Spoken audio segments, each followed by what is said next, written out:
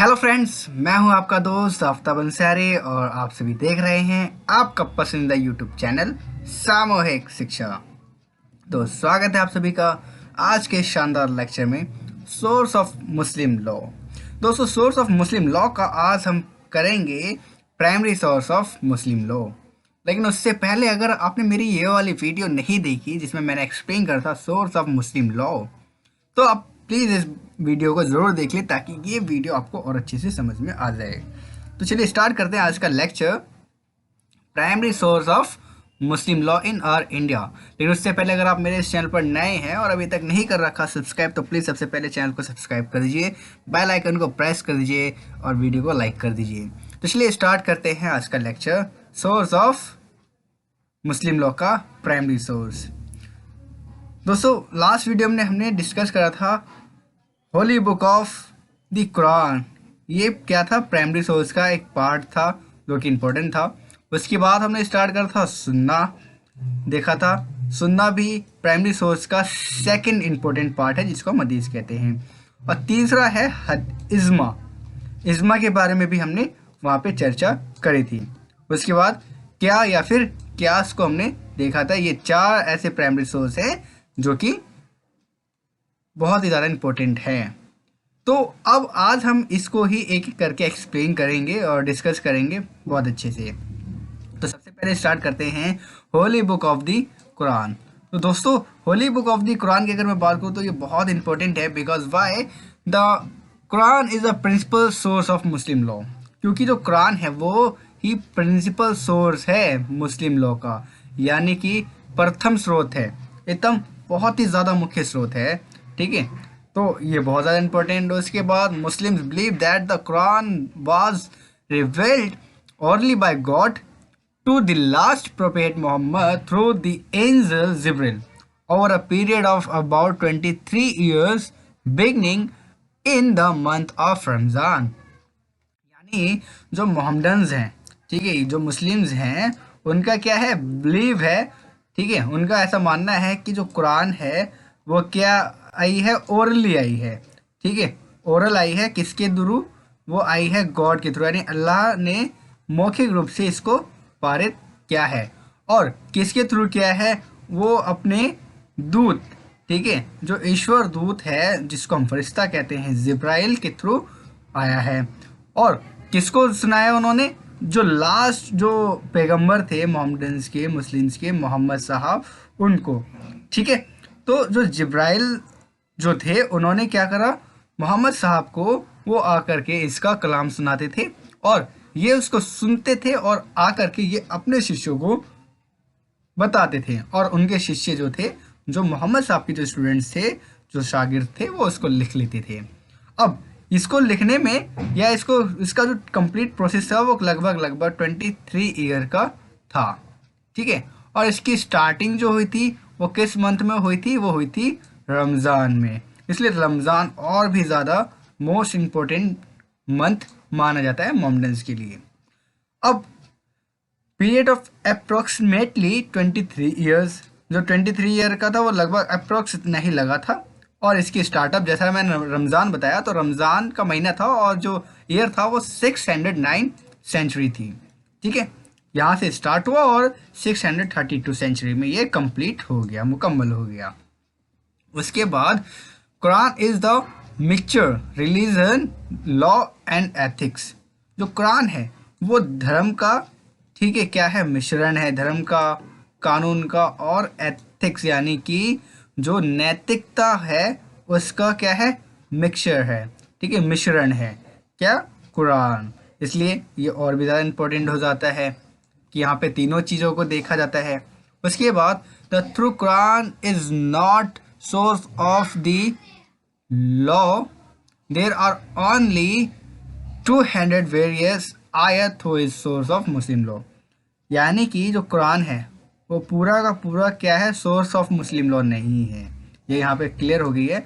यहाँ पर क्या है, सिर्फ और सिर्फ 200 क्या है, ऐसी आयतें हैं जिसको हम वेरिएशंस कहते हैं, जो कि क्या है, सोर्सेज हैं मुस्लिम लॉ की। ठीक है, तो ये बात भी यहाँ पे क्लियर हो गई है। अब देखते हैं दूसरा, जिसको हम कहते हैं सुन्ना या फिर हदीस। अब हदीस क्या है इसके बारे में हम जानते हैं कि भाई हदीस क्या है।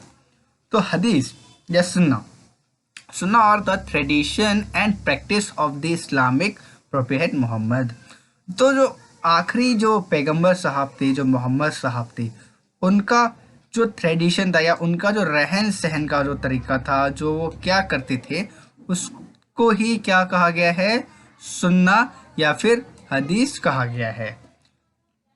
दूसरा इसमें बात कही गई है, द सुन्ना is what all the Muslim of Muhammad's time evidently saw and followed and passed on the next generation।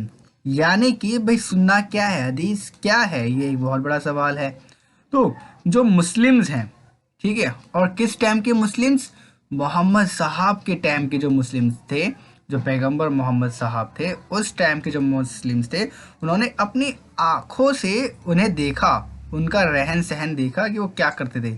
उसके बाद उनके तरीके को क्या करा, उन्होंने फॉलो किया। फॉलो करने के बाद उसको क्या करा, उन्होंने नेक्स्ट जनरेशन के लिए पास कर दिया। यानी कि आज जो हम लोग हैं, ये नेक्स्ट जनरेशन ही तो है उन लोगों की, तो आज हम लोग उसको फॉलो करते हैं। अब हम भी क्या करेंगे, अपनी नेक्स्ट जनरेशन को दे देंगे। तो ये कहा गया हदीस। अब Sunnah constitute a model for Muslims to follow.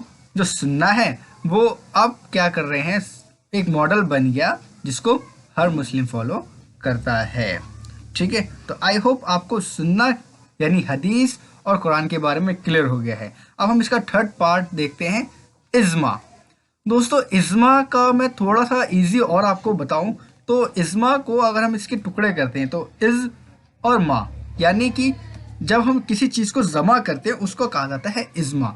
अब किस चीज़ को जमा करते हैं हम, जुरिट्स को, यानी कि जो ऐसी चीज़ें, ऐसी बातें, ठीक है, जो न्याय से संबंधित हो। तो यहाँ पे अब क्लियर हो जाता है, ijma is an Arabic word referring to the consent of Islamic scholar to a point of Islamic law.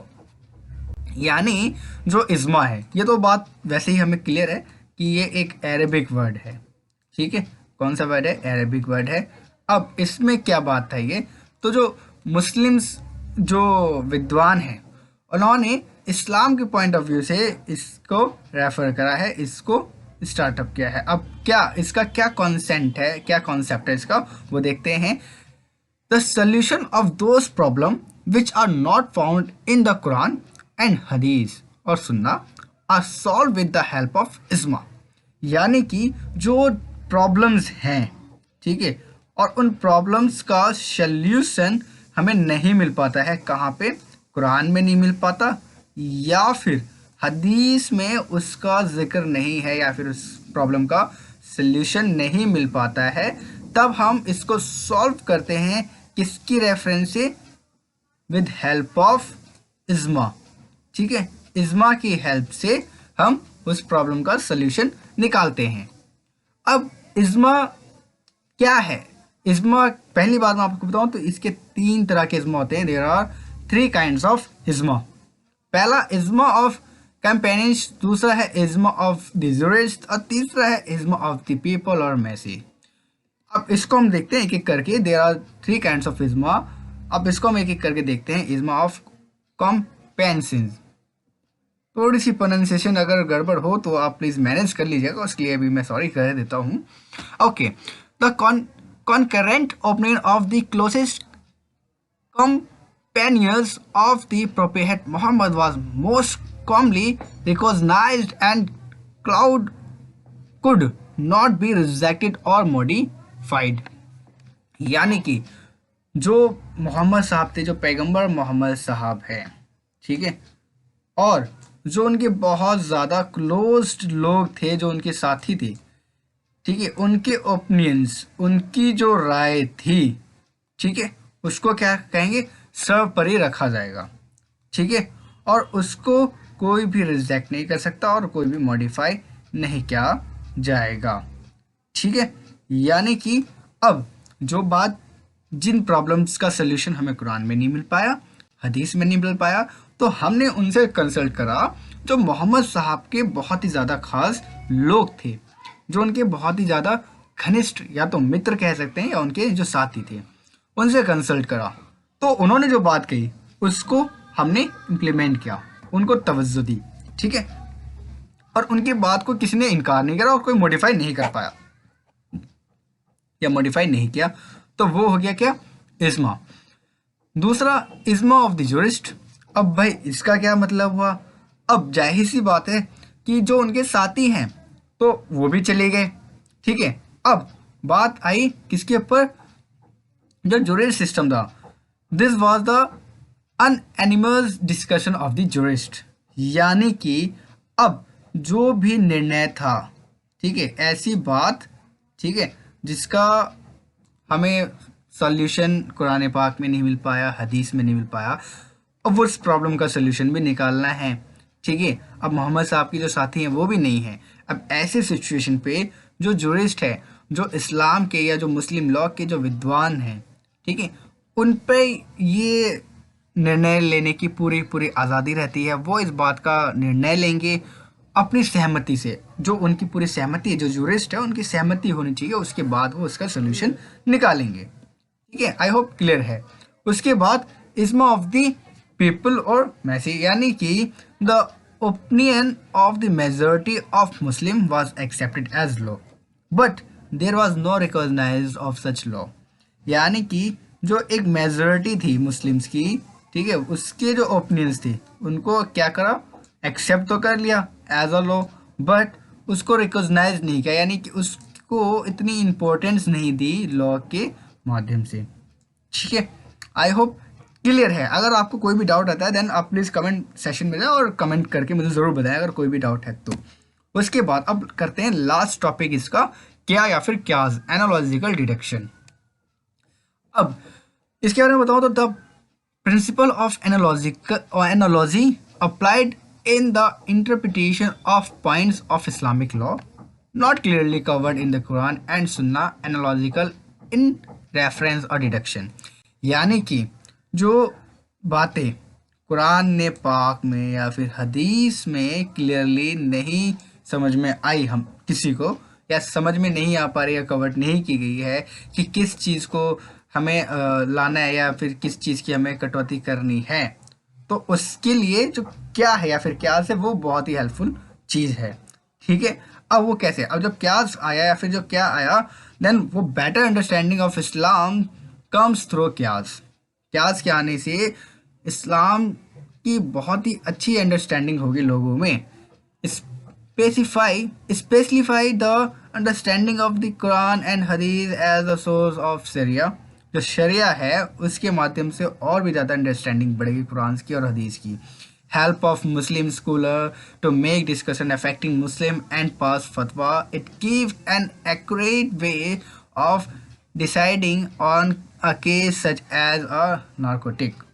अब जैसा कि आपको पता चला कि जब क्यास आया, ठीक है, तो अंडरस्टैंडिंग ऑफ इस्लाम और भी ज़्यादा बढ़ेगी, ठीक है, क्यास के आने से ये अंडरस्टैंडिंग बढ़ने लगी। अब हदीस को और भी ज़्यादा तवज्जो मिल गई कुरान को समझने के लिए, किसके सोर्स ऑफ शरिया के, ठीक है, शरिया के सोर्स से हम और अच्छे से समझने लगे। अब जो मुस्लिम्स जो स्कॉलर्स हैं, जो विद्वान हैं, वो क्या करने लग गए, फतवा देने लग गए, ठीक है, और लोगों को इफेक्ट यानी और लोगों को बताने लगे कि क्या सही है क्या गलत है, और वो उन चीज़ों को हटाने लगे जो कि सही नहीं है। जैसे कि नार्कोटिक की अगर बात करूँ, जो भी नशीले पदार्थ हैं वो वाकई में बहुत ज़्यादा हार्मफुल होते हैं और वो जायज़ भी नहीं होते इस्लाम के माध्यम से। तो ये कब पता चला, क्यास के आने से ये चीज़ें हमारी क्लियर हुई। तो आई होप ये चारों के चारों टॉपिक आपको बहुत अच्छे से समझ में आ गए हैं। अगर अभी भी कोई डाउट रहता है देन आप प्लीज़ कमेंट करके मुझे ज़रूर बताएं और चैनल को सब्सक्राइब करें, बेल आइकन को प्रेस करें और वीडियो को लाइक करें अगर आपको वीडियो अच्छी लगी है तो आज के लिए बस इतना ही। मिलते हैं नेक्स्ट वीडियो में, तब तक लिए आप हंसते रहें, मुस्कुराते रहें और पढ़ते रहें सामूहिक शिक्षा के साथ। जय हिंद, जय भारत, धन्यवाद।